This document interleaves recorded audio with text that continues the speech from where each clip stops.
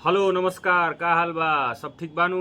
आज हमारे साथ दिनकर जी हैं, काफ़ी पॉपुलर पर्सनालिटी हैं और ये इनकम टैक्स इंस्पेक्टर हैं बिहार एवं झारखंड रीजन में। सीजीएल 2022 से इनका सिलेक्शन हुआ है। इसके पहले ये पोस्टल असिस्टेंट थे, उसके बाद ये जो है रक्षा मंत्रालय में एएसओ थे, असिस्टेंट सेक्शन ऑफिसर। तो ये दो जॉब छोड़ के यहाँ इनकम टैक्स इंस्पेक्टर ज्वाइन किए हैं। तो इनके जर्नी को जो है ओवरव्यू समझेंगे कि कैसे ये तैयारी किए, किस किस प्रकार का ये सिचुएशन को फेस किया इन्होंने, कैसे डिस्ट्रैक्शन से बचे, बाकी चीज़ों को समझेंगे। तो वीडियो में बने रहिए। और दिनकर जी क्या हाल है? सब बढ़िया। बताइए आदित्य भाई कैसे हैं? हम भी बढ़िया हैं। तो ये बताइए कि जैसे आप ये जनरल कंपटीशन के क्षेत्र में कब घुसे? जनरल कंपटीशन की तैयारी मैंने 2020 के जनवरी में जब लॉकडाउन लगा तब मैं पहली बार इस क्षेत्र में आया। मतलब उसके पहले जैसे आपका ये इंटरमीडिएट ग्रेजुएशन ये कब हुआ था? मेरा इंटरमीडिएट 2018 में हुआ था और ग्रेजुएशन मेरा जनवरी 2022 में हुआ है। 2018 में इंटरमीडिएट और ग्रेजुएशन 2022 में जनवरी में। हाँ जी। तो अब जब ये इंटरमीडिएट किए और जो ग्रेजुएशन का दौर था उस समय आपके दिमाग में क्या चल रहा था, क्या करना है? जैसे इंटरमीडिएट किए और जो ग्रेजुएशन का दौर था उस समय आपके दिमाग में क्या चल रहा था, क्या करना है? जैसे इंटरमीडिएट जब मैंने किया तो सबसे पहले मैंने सोचा कि दिल्ली जाकर मैं कुछ बैंकिंग की तरफ मैंने सबसे पहले सोचा था कि मैं बैंकिंग की तैयारी करूंगा। मैं दिल्ली गया, 6 महीने तैयारी की, खुद से ही की, लेकिन फिर मुझे समझ में आ गया कि मुझे बैंकिंग नहीं जाना है। और उसी दौरान जैसे मैं ये समझ रहा था उसी दौरान लॉकडाउन या कह सकते हैं कोरोना आने वाला था। तो उसको लेकर के मैं वापस अपने घर यानी कि दरभंगा जहाँ से मैं रहने वाला हूँ वहाँ मैं पहुँचा और वहाँ मुझे अपने एक दोस्त के थ्रू जो है एसएससी के बारे में पता लगा कि ये भी एक एग्ज़ाम होता है, इसके अंदर ये पोस्ट होती है। और जब पहला मार्च में जब पहली बार लॉकडाउन लगा तब मैंने सीरियसली सोचा, मैंने सीधा सोचा कि मुझे पढ़ाई करना है। मैंने उससे पहले एसएससी के बारे में सोचा नहीं था। तो मैं सीधा एसएससी की तैयारी में आया और मैंने उसी डे से मार्च 2020 से ही मैंने जो अपनी तैयारी जो है सीरियसली स्टार्ट कर दी। मतलब मार्च 2020 जो कोरोना का समय था, जब मोदी जी ने कहा था आपदा को अवसर में बदलिए, तो आपने आपदा को अवसर में बदला और उस समय से जो है अपनी तैयारी की जर्नी जो है वहीं से आपने शुरू कर दिया। तो जो पहली सफलता थी 2020 में आपने जब तैयारी शुरू किया, तो पहली सफलता जो आप बता रहे थे एलडीसी में हुआ था उस समय, पोस्टल असिस्टेंट। उस समय मतलब एलडीसी से होता था, सीएचएसएल से होता था। मैंने एसएससी सीएचएसएल 2019 का पेपर 2020 के ही अक्टूबर में दिया था और जिसका रिजल्ट 2022 मई में आया था। तो वो मेरी पहली जॉब थी, जो कि सबसे ज़्यादा खुशी की बात होती है। पहली जॉब वाली खुशी दोबारा कभी नहीं आती है। तो मैंने एसएससी सीएचएसएल से पोस्टल असिस्टेंट की पोस्ट हासिल की थी। तो मतलब ये रहा कि जो आपने सीएचएसएल का जो मतलब एग्जाम निकाला वो आपका पहला ही एग्जाम था या उसके पहले कोई दूसरा एग्जाम? मेरा पहला ही एग्जाम था और मैंने उसमें सफलता हासिल की थी। मतलब बेसिकली जो लॉकडाउन का पीरियड था उसका सही इस्तेमाल आपने मैंने किया लॉकडाउन के पीरियड को काफी सही से यूटिलाइज किया। काफी लोग कहते हैं कि आप 15 घंटे नहीं पढ़ाई कर सकते हैं, लेकिन उस लॉकडाउन के टाइम में मैंने अपने आप को पूरी तरह से दुनिया से काट करके डेवोटेड किया था। 14 से 15 घंटे में रोज जो है पढ़ाई को देता था। अच्छा ठीक है। फिर ये जो आप रक्षा मंत्रालय जो आप ज्वाइन किए थे एएसओ के रूप में, वो कौन सा सीजीएल से हुआ था? वो मेरा पहला सीजीएल था। एसएससी सीजीएल 2021 के साथ मुझे जो है ASO and CSS ministry of defence मिला था। मिनिस्ट्री ऑफ डिफेंस मिला, जो कि मेरी पहली प्रेफरेंस थी और मेरा ड्रीम जॉब भी था उस समय। तो फिर उसके बाद आप ये एएसओ छोड़ के आपको इनकम टैक्स इंस्पेक्टर बनना है सीजीएल 22 में। चूंकि सीजीएल 21 और सीजीएल 22 जो है वो इतना करीब हुआ था पेपर, तो सीजीएल 21 की तैयारी के दौरान जो मैंने एग्जाम भी दिया और वो रिजल्ट भी हुआ मेरा, सीजीएल 22 उसके थोड़े ही दिन बाद आ गया था। हाँ, मार्च में हो गया था। सीजीएल 21 का जो है वो रिजल्ट भी नहीं आया था। अच्छा, उस समय हाँ रिजल्ट भी नहीं आया तो था। मैंने इसी दौरान दिया था। मैंने उसमें सोचा नहीं था मुझे कौन सी पोस्ट चाहिए। मैंने उसे एक बैकअप के तौर पर रखा था कि हो सकता है जो मेरा ड्रीम जॉब है वहां जाने के बाद मेरी एक्सपेक्टेशन पे न निकले, तो उसके लिए मैंने एक बैकअप प्लान रखा था कि मैं सीजीएल 22 के थ्रू किसी ऐसे पोस्ट पे चला जाऊंगा अगर मुझे यहाँ पर दिक्कत होता है तो। अच्छा, सीजीएल 21 में कितना रैंक था आपका? सीजीएल 21 में मेरा ऑल इंडिया रैंक 297 था। 297 था। तो उस समय इनकम टैक्स इंस्पेक्टर मिल सकता था? जी बिल्कुल मिल सकता था, लेकिन उस समय होम स्टेट में भी जगह नहीं था। हाँ, मतलब सीट नहीं था, तो इसलिए भी जो है आपने ये सोचा कि क्यों ना एक बार और अच्छे से देखा जाए। अच्छा, बेसिक जो स्कूलिंग आपका हुआ है वो कौन से मीडियम से हुआ है? बेसिक स्कूलिंग मेरा सब कुछ बिहार बोर्ड स्टेट बोर्ड से ही हुआ है, 10th तक। मतलब 12th में भी हिंदी बोर्ड से किया? हिंदी बोर्ड से। तो हिंदी बोर्ड वाले लोगों का बहुत ही कंप्लेन रहता है, प्रॉब्लम रहता है कि उन्हें वर्ड याद करने में सबसे ज्यादा मतलब सुनने में आता है कि हमसे वर्ड नहीं याद होता। तो वर्ड को कैसे टैकल किए थे, वर्ड याद करने का? तैयारी में घुसा आया तैयारी में, उसके स्टार्टिंग में ही मैंने अपना 15 से 20 दिन अपने आप को पूरी तरह से डेवोट किया यूट्यूब या अन्य सोर्सों से जानकारी लेने में कि मुझे क्या पढ़ना चाहिए। तो जो मैं द बेस्ट सोर्स पे पहुंचा खुद के लिए, वो था मैंने ब्लैक बुक लिया था नितिन गुप्ता सर का, निखिल गुप्ता हाँ, सर निखिल का। गुप्ता सर का, सॉरी। तो मैंने ब्लैक बुक के एक एक वर्ड को मैंने पूरे ब्लैक बुक को 20 से 25 बार रिवाइज किया है। तो 20 से 25 बार 20 से रिवाइज 25 किया बार किया। उसके एक एक वर्ड जो है वो मेरे अंदर समा चुके थे, तो मुझे वर्ड में कोई भी प्रॉब्लम नहीं हुआ। हाँ बिल्कुल, मैं इंग्लिश बैकग्राउंड से नहीं था, तो मेरा कॉम्प्रहेंशन कमजोर था, क्लोज टेस्ट कमजोर था, मतलब बाकी सारी चीजें। मैं 25 सवाल जब प्री का अटेम्प्ट करता था मॉक में स्टार्टिंग में, तो उसमें से मेरे 10 से 12 सवाल ही सही होते थे। कॉम्प्रहेंशन वगैरह मैंने कभी किया नहीं था, ना स्कूल में इतना ध्यान दिया जाता था। हम लोग बिहार से आते हैं तो मैथ्स पे ही हमेशा से प्रॉपर ध्यान रहा था।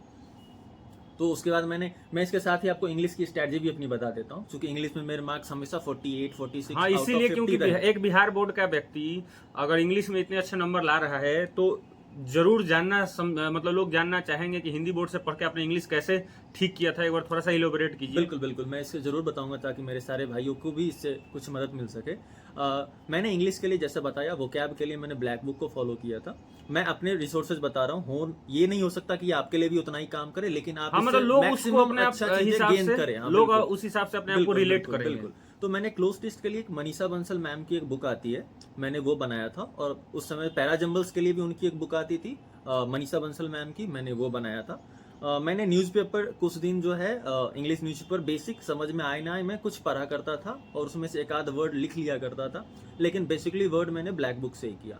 सबसे मेन है प्रैक्टिस, और इसमें प्रीवियस ईयर द मोस्ट है, इसके बाहर प्रैक्टिस करने की जरूरत नहीं है। मैंने प्रीवियस ईयर प्रैक्टिस किया था। और साथ ही में मैं एक बात बता दूं, आप चाहे तो नीतू मैम की बुक फॉलो कर सकते हो, या फिर अगर आपका इंग्लिश थोड़ा सा और कमजोर है जैसा कि मेरा था, तो मैंने जयदीप सिंह सर का क्लास जो है लिया था लॉकडाउन के टाइम में ही, और मैंने इंग्लिश वहाँ से थोरोली कंप्लीट किया और रिवाइज किया उसी को बार बार। मतलब ये आपका बेसिक स्ट्रेटजी रहा था इंग्लिश। प्रीवियस ईयर इसमें तो जरूर बनाए, आप जितना बना सकते हैं। आपका मैथ का स्ट्रेटजी क्या रहा? देखिए, जैसा कि मैंने आपको पहले भी बताया कि हम बिहार से आते हैं, तो वहाँ पे मैथ्स जो है उस पर बचपन से ही बहुत ध्यान दिया जाता है। तो मैथ्स बेसिकली मेरे पास मैथ्स का बेसिक सेंस तो था, लेकिन कंपटीशन में जो ज़रूरतें होती हैं वो अलग होती हैं। तो कंपटीशन के हिसाब से आपको थोड़ा क्वेश्चन फास्ट होना चाहिए, आप एक्यूरेसी आपकी ज़्यादा अच्छी होनी चाहिए। तो इसके लिए मैंने सबसे पहले गगन प्रताप सर से मैथ्स का क्लासेज लिया था, मतलब अपने बेसिक से। हाँ, बेसिक से। ठीक है। मैंने 0 टू हीरो वाली उनकी बैच जो है वो ली थी गगन प्रताप सर का। उसके बाद मैंने किरण पब्लिकेशन की जो बुक आती है मैथ्स की मोटी वाली, वो मैंने 1 से 2 बार अराउंड जो है मैंने उसको पूरा अच्छे से सॉल्व किया था। और उसमें मैंने स्टार वाइज कर लिया था, अच्छे क्वेश्चंस को 3 स्टार, उससे कम 2 स्टार, 1 स्टार। और मैं अच्छे क्वेश्चंस को मैंने 4 से 5 बार जो है प्रैक्टिस करा था प्रीवियस ईयर। 4 से 5 बार आपने बनाया था? बिल्कुल।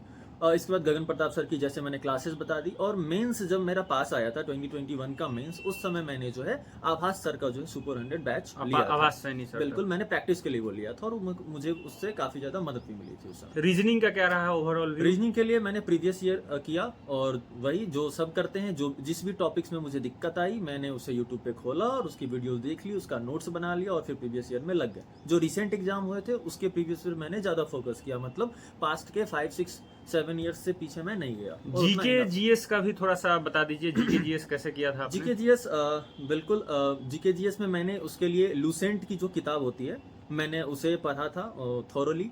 उसका मैंने साइंस का अलग बुक ले लिया था, और जो सामान्य ज्ञान वाला बुक आता है वो मैंने अलग ले लिया था। मैंने उस दोनों को अच्छे से पढ़ा। इसके साथ ही कुछ स्टैटिक टॉपिक्स जो एग्जाम में बहुत बार रिपीट करते हैं, उसका मैंने एक छोटा सा एनालिसिस किया, और उन टॉपिक्स को अलग से हैंड रिटन नोट बनाया, और उसको मैंने बार बार एग्जाम से पहले रिवाइज किया। जो करंट अफेयर्स के लिए मैंने जो है स्टडी IQ का जो मंथली आता था उसे मैं पढ़ा करता था। अच्छा, जो आर्ट एंड कल्चर करके जो आता है कि कौन कहाँ का मेला है, ये उसी को, हाँ, उसको आपने हैंड रिटन नोट्स बनाए थे। तो कहाँ से वो सोर्स क्या थे? सोर्स गूगल पे मैं ऐसे ही टाइप करता था, और जो मिलता था उससे मैं 4-5 चीजें लिख करके रख लेता था। अच्छा, ये जो आपने मतलब पूरी अपनी जर्नी आपने बताई कि 2020 में लॉकडाउन लगा, तो मतलब कभी ऐसा नहीं हुआ कि लोग दिमाग में आता होगा कि नहीं होगा तो क्या होगा? कैसे मतलब ये तो स्ट्रेस को कैसे मतलब मैनेज करते थे?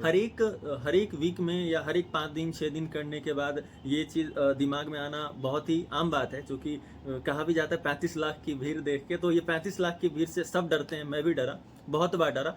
लेकिन जो एक मैं इससे मेरे लड़ने का तरीका इससे ये था कि मैंने ना एक खास चीज पकड़ा, मॉक टेस्ट।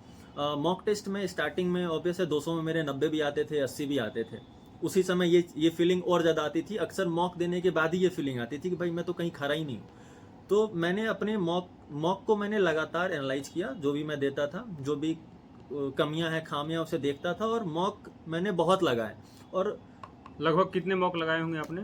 मैंने अराउंड, हो सकता है कुछ लोग मुझे कमेंट बॉक्स में आके बोले ये तो संभव नहीं है, लेकिन मैंने 200 के आसपास, 200-250 के आसपास मतलब मॉक लगाए 22 थे। के लिए आपने 200 लगाए थे? नहीं, 21 मैंने 22 दोनों 21 मिला के के? लिए 200 या 250 मॉक लगाए थे, 22 के लिए मैंने 10 ही लगाए होंगे, क्योंकि वो 22 के तैयारी लिए जो थी। है आपने 10 ही लगाए थे। चलिए, तो ये भी मतलब आप लोग समझ सकते हैं कि कितना ज्यादा लेवल का इन्होंने प्रैक्टिस किया है, तब जाके ये इस लेवल पे पहुंचे हैं। बहुत लोग क्या करते हैं, थोड़ा बहुत करते हैं, नहीं होता है तो फ्रस्ट्रेट होकर छोड़ देते हैं। तो इस तरीके का नहीं करना है, इनसे इस चीज को आप समझ सकते हैं। और दर्शकों को कुछ बताना चाहिएगा किस तरीके से वो तैयारी करें। देखिए, तैयारी के लिए अगर वैसे तो बहुत सारी चीज़ें हैं करने के लिए, लेकिन जो एक मेन फोकस है, कॉन्सेप्ट क्लियर कीजिए, प्रीवियस ईयर पे फोकस कीजिए और मॉक लगाइए जितना लगा सकते हैं। अच्छा, जैसे आप दूसरी बार जब वो मतलब अपना लिया, इनकम टैक्स इंस्पेक्टर लिया, मतलब आपको घर आना था, तो आपने जीएसटी इंस्पेक्टर क्यों नहीं लिया, डिविजनल अकाउंटेंट क्यों नहीं लिया? ये भी तो होम पोस्टिंग के लिए एक देखिए, ऑप्शन हो सकता है। एएसओ, जैसे मैंने पहले बताया कि मेरा ड्रीम जॉब था, पहली बार तो मैंने लिया, लेकिन वहाँ जो मैं सोच करके गया था, मैं टाइम चाहता था कुछ बचे आगे, कुछ अपना पैशन या जो भी फॉलो करना है उसके लिए। लेकिन वहाँ जा करके मैंने बहुत सारी चीज़ें देखी जो मेरी एक्सपेक्टेशन से अलग थी। जैसे ऑफिस में हायरार्की बहुत ज़्यादा थी, वहाँ पे टाइम टेबल काफ़ी स्ट्रिक्ट था, वर्कलोड अब धीरे धीरे, चूँकि सेंट्रल दिल्ली है तो काफ़ी ज़्यादा बढ़ रहा था, और चूँकि मैं हमेशा गांव में रहा हूँ तो मुझे दिल्ली का जो परिवेश है, माहौल है, उसमें मैं अपने आप को एडजस्ट नहीं कर पा रहा था। तो इन सारी चीज़ों की वजह से मुझे कोई एक ऐसी पोस्ट चाहिए थी जो घर के करीब हो, क्योंकि मैं पहले घर के दूर रहना भी मैं अफोर्ड कर सकता था, लेकिन जब मैं रहा तो मुझे पता चला घर के करीब रहना सबसे बड़ा पॉजिटिव है, प्लस पॉइंट है। तो इसके लिए मैंने ऐसा कोई पोस्ट मुझे चाहिए था जिसमें मैं घर के करीब रह सकूं, और संजोग से या कहें इसे बाय गॉड ग्रेस कि मुझे जो है एसएससी सीजीएल 2022 में जो है इनकम टैक्स इंस्पेक्टर की 20 वैकेंसी मिल गई अपने स्टेट में। फिर जीएसटी क्यों नहीं लिया आपने? तो जीएसटी मैंने इसलिए नहीं लिया क्योंकि मैंने प्रमोशंस के बारे में अपने दोस्तों से, साथ रहने वालों से जब पता किया, तो मुझे जो पता चला इसमें यह है कि इनकम टैक्स इंस्पेक्टर की प्रमोशन जो है जीएसटी इंस्पेक्टर से बहुत अच्छी है, और यहाँ तक कि एएसओ एंड सीएसएस से भी अच्छी है। तो मुझे ये भी मिल गया और अपना एक होम स्टेट भी मिल गया, तो इस वजह से मैंने इनकम टैक्स इंस्पेक्टर ले लिया। तो अब इनकम टैक्स इंस्पेक्टर में लगभग आप 4-5 महीने काम कर चुके हैं, उसका कैसा फील हो रहा है, मतलब compare to ASO in CSS? देखिए, एएसओ इन सीएसएस वो एक एक्सपेंडिचर डिपार्टमेंट है, मतलब सरकार से हम पैसा लेते हैं और फिर उसको खर्च करते हैं, और हम लोग इनकम टैक्स डिपार्टमेंट में यहाँ पे हम लोग सरकार के लिए पैसा जनरेट करते हैं। तो ये जो फीलिंग है ना, एक बहुत ही ज़्यादा प्राउड वाली फीलिंग देती है कि हम लोग सरकार से वेतन अगर ले रहे हैं, ऐसा मैंने कहीं पढ़ा भी था कि हम लोग अगर 100% वेतन, 100% पैसा सरकार को दे रहे हैं, तो केवल हम लोग वेतन में 0.7% ही पाते हैं। तो ये काफ़ी एक प्राउड फील देता है कि हम लोग देश की इकोनॉमी की एक रीढ़ की हड्डी की तरह बने हुए हैं, हम देश की इकोनॉमी को चला रहे हैं। हम लोग एक्सपेंडिचर डिपार्टमेंट नहीं है, हम लोग रेवेन्यू डिपार्टमेंट है। तो ये एक बहुत ही प्राउड वाली फीलिंग है। चलिए, तो बहुत बहुत धन्यवाद आपका दिनकर जी, आपसे बात करके अच्छा लगा। जी। आप लोगों को भी अगर कुछ इनसे पूछना हो, समझना हो, तो आप लोग कमेंट बॉक्स में पूछ सकते हैं। ये जैसे ही समय मिलेगा तो उसका ये रिप्लाई करेंगे। बाकी के वीडियो के लिए बने रहिए, तब तक के लिए नमस्कार।